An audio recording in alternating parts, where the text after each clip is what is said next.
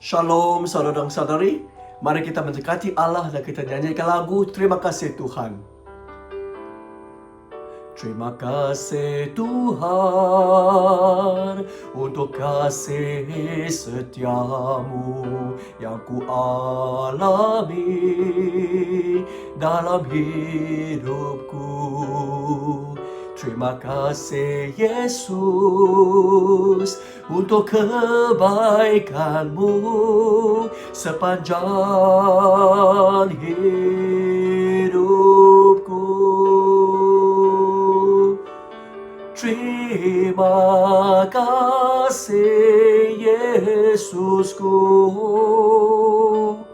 buat anugerah yang kau beri, sebab hari ini Tuhan adakan syukur bagimu. Mari kita bersatu dalam doa. Ya Allah Bapa, kami bersyukur kerana segala yang kami miliki adalah datang daripada Engkau. Kami bersyukur atas segala anugerah yang kami alami di dalam-Mu Bapa. Hari demi hari, Bapa, kami menyaksikan perbuatan Tuhan yang luar biasa. Kami menyaksikan kasih Engkau yang tidak berkesudahan di atas setiap kami. Kami bersyukur walaupun ombak bergelora, walaupun angin ribut yang kencang, tapi di dalam-Mu seperti di dalam bahtera yang begitu aman, begitu damai dan sejahtera. Kami bersyukur ada sukacita di dalam-Mu. Bapa, pada pagi ini Bapa, biarkanlah kami sekali lagi mendekati-Mu dan Engkau sekali lagi mencurahkan kasih sayang-Mu di atas kami. Dan biarkanlah Engkau menunjukkan kehendak-Mu Bapa, supaya kami paham, mengerti dan kami melakukan kehendak-Mu. Terima kasih Bapa kerana mengabuli doa kami. Dalam nama Yesus Kristus yang berkuasa kami berdoa. Amin. Ya saudara dan saudari, biarkanlah kita baca daripada Mazmur 85 ayat 9 hingga 14. Aku mendengar apa yang difirmankan Tuhan Allah. Dia menjanjikan kesejahteraan kepada kita, umatnya. Jika kita tidak kembali berbuat dosa, pasti Dia akan menyelamatkan orang yang menghormati Dia, supaya Allah yang agung tinggal di negeri kita. Kasih dan kesetiaan akan bertemu. Keadilan dan kesejahteraan akan berdampingan. Kesetiaan manusia akan naik dari bumi, dan keadilan Allah akan menjenguk dari syurga. Tuhan akan menjadikan kita makmur, dan tanah kita akan mengeluarkan hasil yang banyak. Keadilan akan mendahului Tuhan dan menyediakan jalan untuknya. Nah, saudara dan saudari, semalam kita nampak doa yang begitu gesar-gesar, begitu bersungguh-sungguh di ayat 1 sampai ayat 8. Memohon. Dan hari ini kita nampak ayat 9 kata, aku mendengar. Tiba-tiba di depan kata doa yang begitu bersungguh-sungguh, tetapi ayat 9 tiba-tiba sebut tentang aku mendengar. Seolah-olah memberitahu kita bahawa pemazmur terdengar sesuatu selepas berdoa. Mungkin suara ini adalah respon daripada Allah melalui seorang nabi ataupun seorang pemazmur. Apa yang dia kata di sini saudara dan saudari, kalau kita lihat ayat 9 dan 10, mengingatkan kita, asalkan kita berpaling daripada dosa, asalkan kita bertaubat, pasti Allah akan teruskan memberkati kita. Ayat 9 kata, Dia menjanjikan kesejahteraan kepada kita. Dan ayat 10 kata apa? Dia menyelamatkan. Dan ayat 10b kata apa? Dia tinggal di negeri kita. Nah, 3 kata kerja ini ya. Dia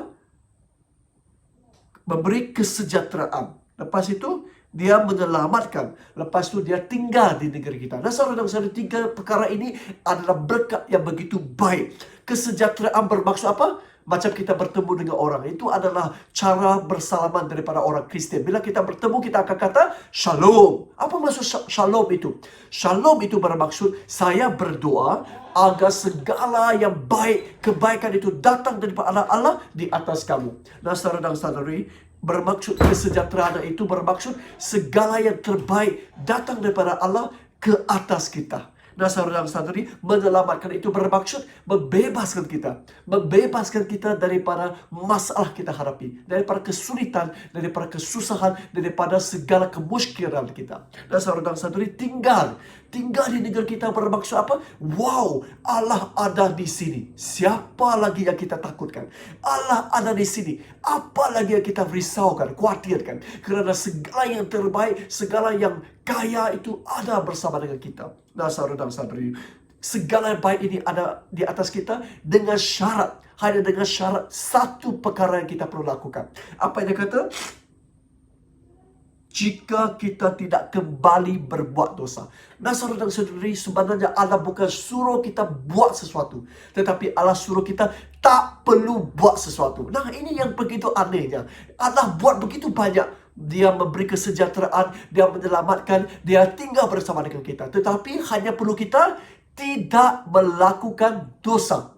Bertaubat bermaksud tidak melakukan dosa. Duduk diam-diam. Tak perlu buat apa-apa. Segala yang baik akan datang kepada kita. Dan saudara dan saudari, wow, ini betul-betul aneh. Tuhan tidak minta kita buat apa-apa yang banyak. Tak perlu. Kamu duduk diam-diam dan jangan melakukan dosa. Itu saja. Segala yang baik akan datang kepada kamu. Nah, ini seumpama berjudi. Kalau kita tidak berjudi, kita duduk diam-diam tak berjudi, itu bermaksud kita akan tinggal banyak uang. Betul kan? Uang tidak akan hilang. Dan hubungan kita dengan keluarga tidak akan pecah belah. Tak akan rosak. Isteri tidak akan larikan diri daripada kita. Dan saudara dan saudari, dan kita tidak perlu risau, tidak perlu khawatir, tidak perlu menyembunyikan diri kalau polis datang. Dan saudara dan saudari, itu bermaksud duduk diam-diam, tak perlu buat apa-apa, segala kebaikan akan datang. Tak perlu berjudi. Tak perlu ngirup dan juga hisap. Kalau kita duduk diam-diam, tidak ngirup, tidak hisap, apa akan berlaku? Nah, kita tidak perlu jumpa doktor. Kita tidak perlu sakit sini, sakit sana.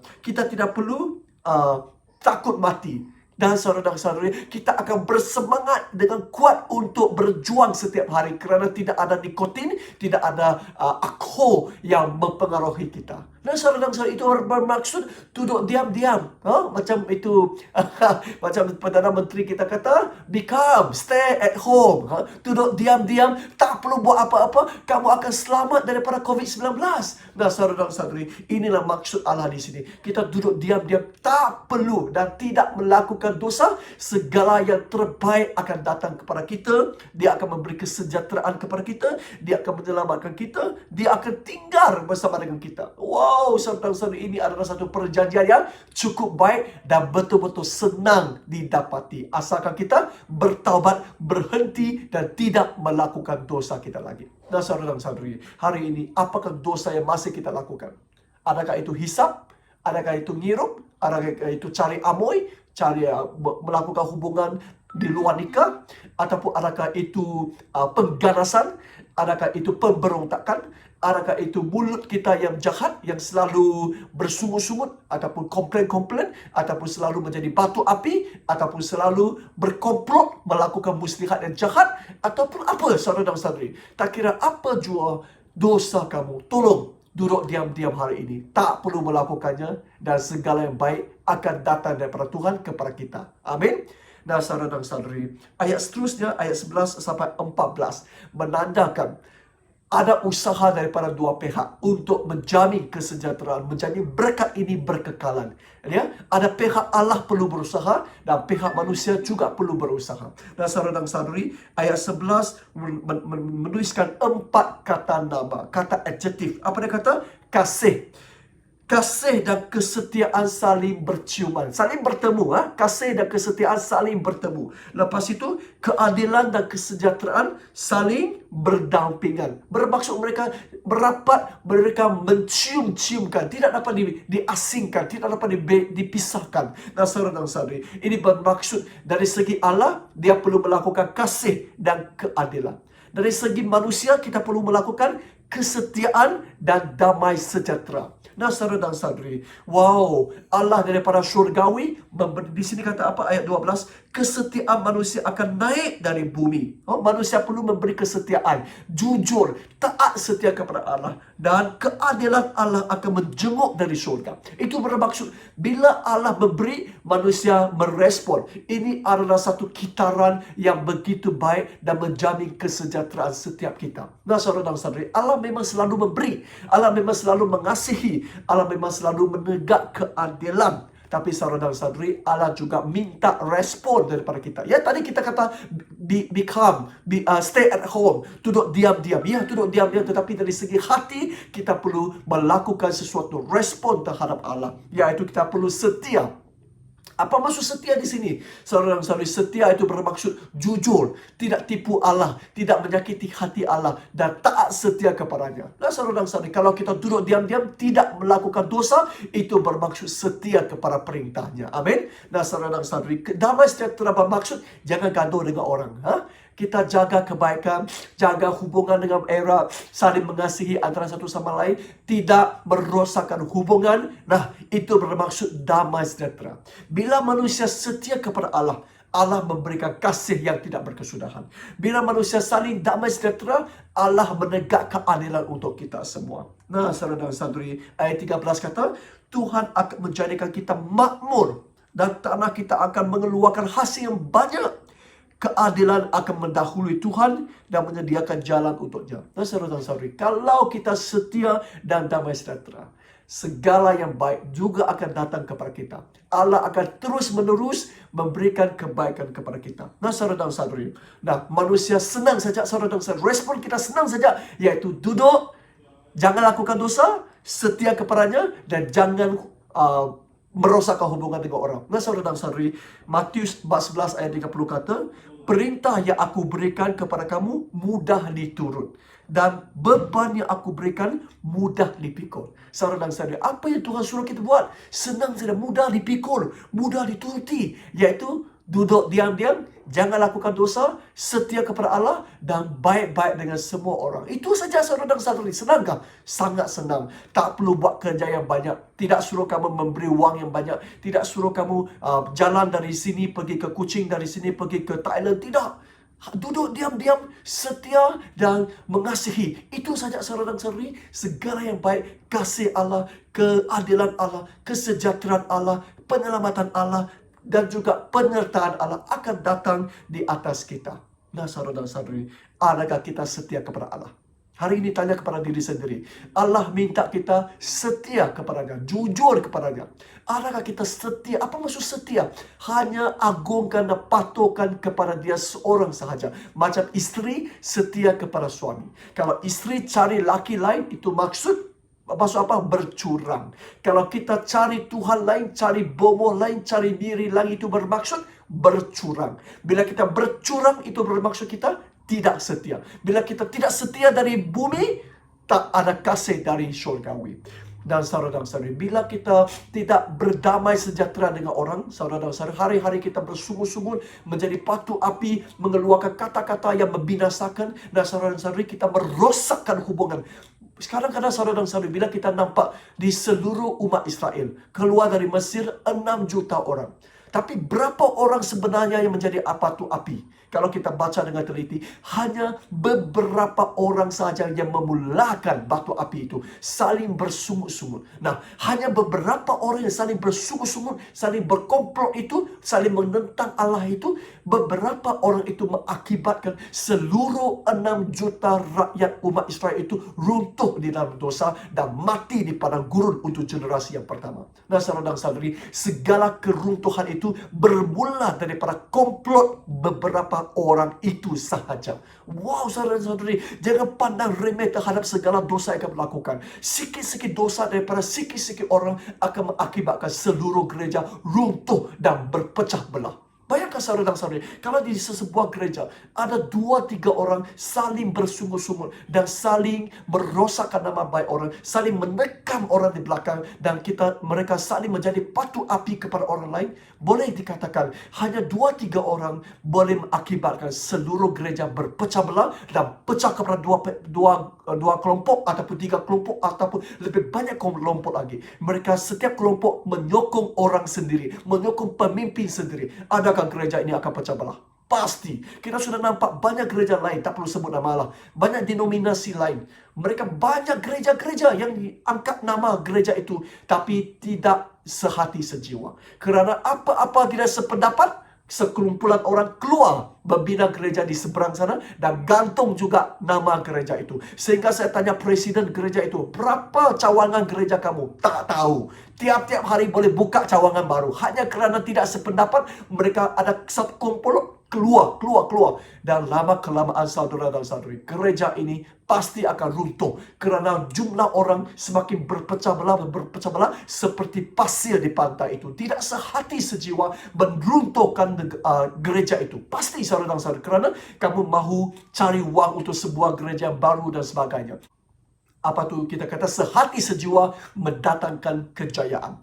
Berpecah belah mendatangkan keruntuhan. Nah, saudara dan saudari, itu adalah bermaksud damai sejahtera. Sangat penting di dalam gereja, saudara dan saudari. Jadi hari ini kalau manusia boleh saling damai sejahtera, Allah pasti akan menegak keadilan untuk setiap kita. Amin. Nah, saudara dan saudari, kalau hari ini, kalau kamu ada masalah hubungan dengan sesiapa pun, hari ini telefon kepadanya, WhatsApp kepadanya, minta ampun daripadanya, dan berbaik-baik semula dengannya. Ingat, bila kita berbaik-baik semula, Allah dari syurgawi akan menjenguk kita, memberi kasih, memberi keadilan kepada kita. Nah, saudara dan saudara, hari ini kita melihat begitu senang. Allah memang sedia memberi, sedia memberkati kita. Tapi syaratnya, adakah kita melakukan apa yang Allah suruh? Ya, bertaubat, jangan melakukan dosa lagi, setia kepada Allah. Lepas itu, damai sejahtera antara satu sama lain. Mari kita bersatu dalam doa.